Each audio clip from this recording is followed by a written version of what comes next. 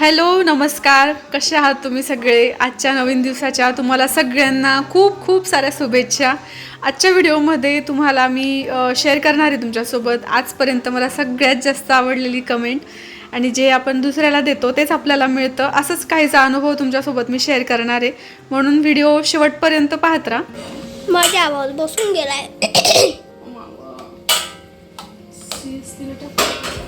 What is this? तो माझ्यासाठी मला गोडवरच घ्यायचा आहे. गडवर विनत होतो.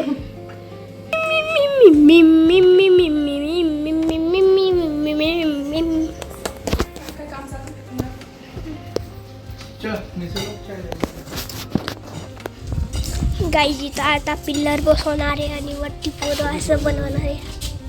हे जे दिसते ना या स्लॅबला पुढे करून देणार आहे, फक्त रूम बांधून देणार आहे.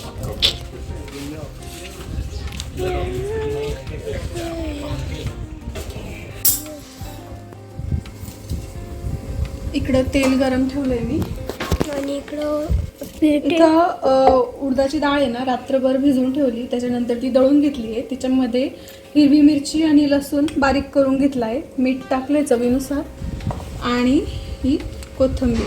आता हे छान मिक्स करून घेते आणि आपल्याला वडे तळून घ्यायचे.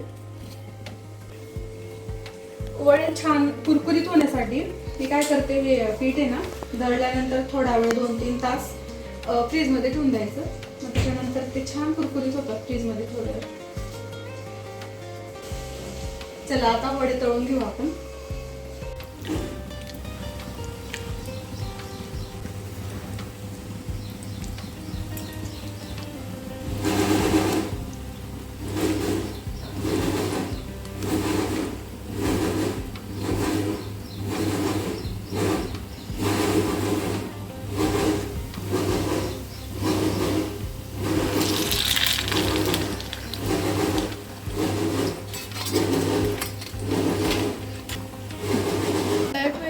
नहीं लिया तो क्या किया? एकच लाईफ एन्जॉय करायची.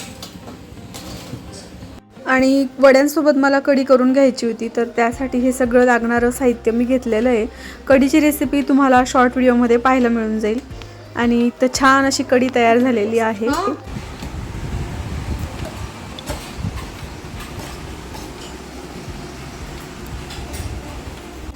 अजून घेताय दादा? बहुत डब्बा नहीं है. आमचा सगळ्यांचा नाश्ता झाला, आणि जे आपलं बाहेरचं काम करण्यासाठी जे दादा ते आलेले होते, एक काका आलेले होते, तर मग सोबत त्यांनी पण नाश्ता केला. आणि सोबत त्यांनी मला कॉम्प्लिमेंट पण दिलं की छान बनलेले होते कढी वडे असं म्हणून. ते सगळं झालं. त्याच्यानंतर मला जे राहिलेले थोडेफार भांडे होते ना माझे किचनचे, शो म्हणून मी ठेवलेले असतात ते किचनमध्ये, तर ते थोडेसे नॉर्मल पितांबरी भैया पावडर लावून मी घासून घेतले आणि धुवून घेतले.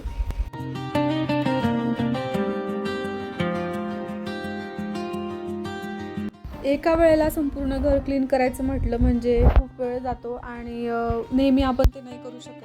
म्हणून आपण एक ठराविक जो आपला कोपरा किंवा काय जे वस्तू आपल्याला खराब दिसले ना, ते तेव्हाच्या तेव्हा जर क्लीन केलं, तर जसं आता हे मला ज्या 2-3 गोष्टी पितळीच्या बाकी होत्या त्या क्लीन करून घेतल्या, म्हणजे कसं होतं की नेहमी आपलं घर जे असतं ते क्लीन राहण्यास मदत होते. चला तुमच्यासाठी एक सरप्राईज आहे, आणि ते खरं तर माझ्यासाठीच खूप मोठं सरप्राईज आहे पहिले, पण ते तुमच्यासोबत सांगते म्हटलं गड्या.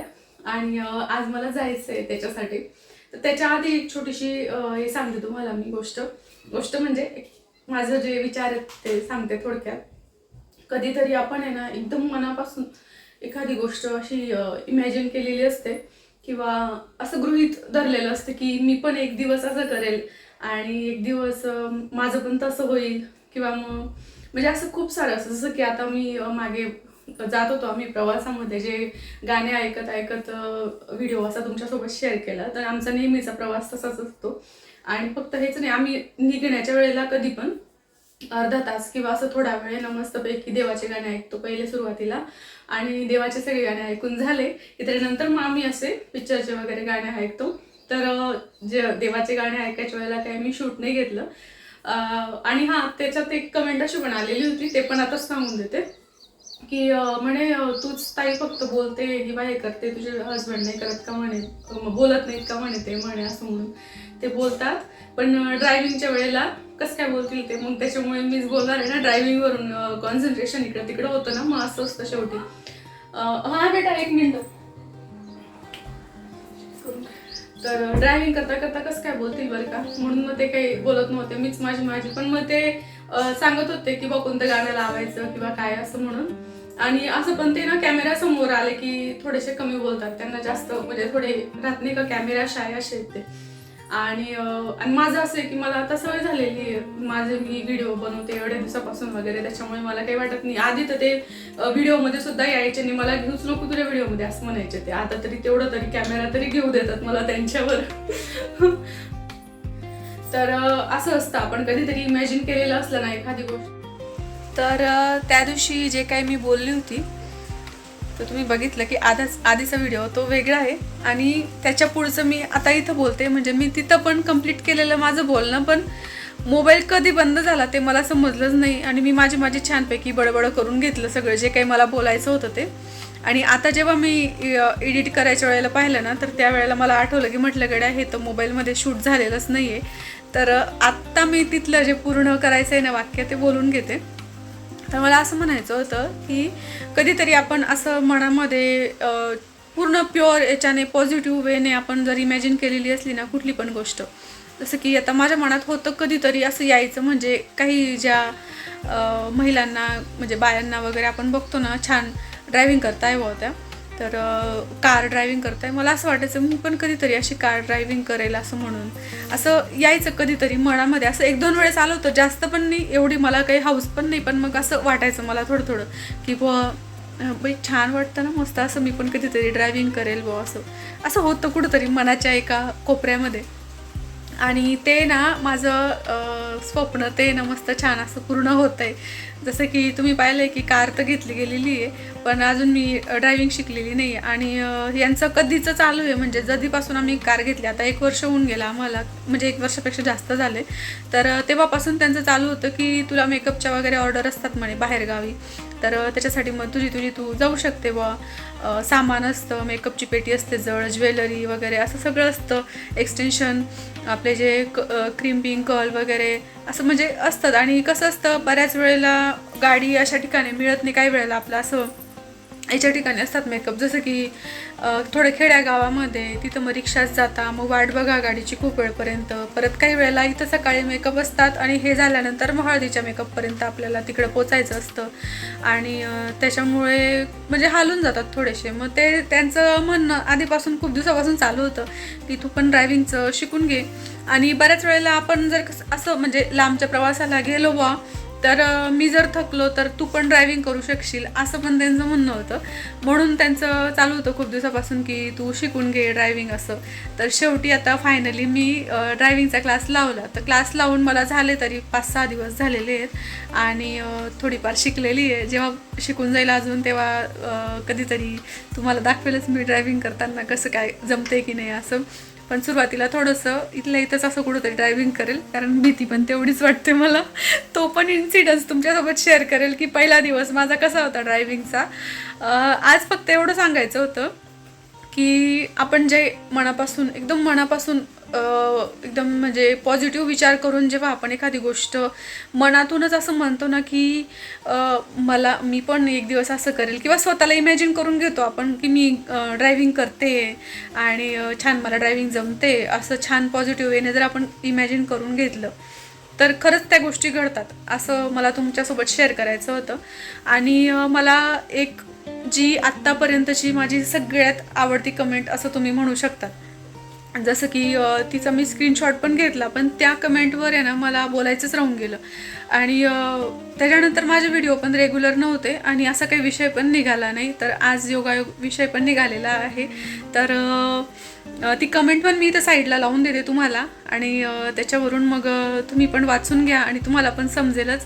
मला एका ताईंची कमेंट होती, त्या ताई मला म्हटल्या जेव्हा आम्ही गाडी घेतली होती ना त्यावेळेची ही कमेंट आहे. म्हणजे गाडी घेतल्यानंतर काहीतरी 5-6 महिन्या किंवा 4-5 महिन्यानंतरची ही त्या ताईंची कमेंट मला आलेली होती तर त्या ताई मला बोलल्या की जेव्हा तुम्ही गाडी घेतली ना म्हणे, मी आता त्या ताईंचं नाव पण नाही आठवत मला, थांबा मी बघून सांग. कमेंट होती जयश्री गोविल या ताईंची.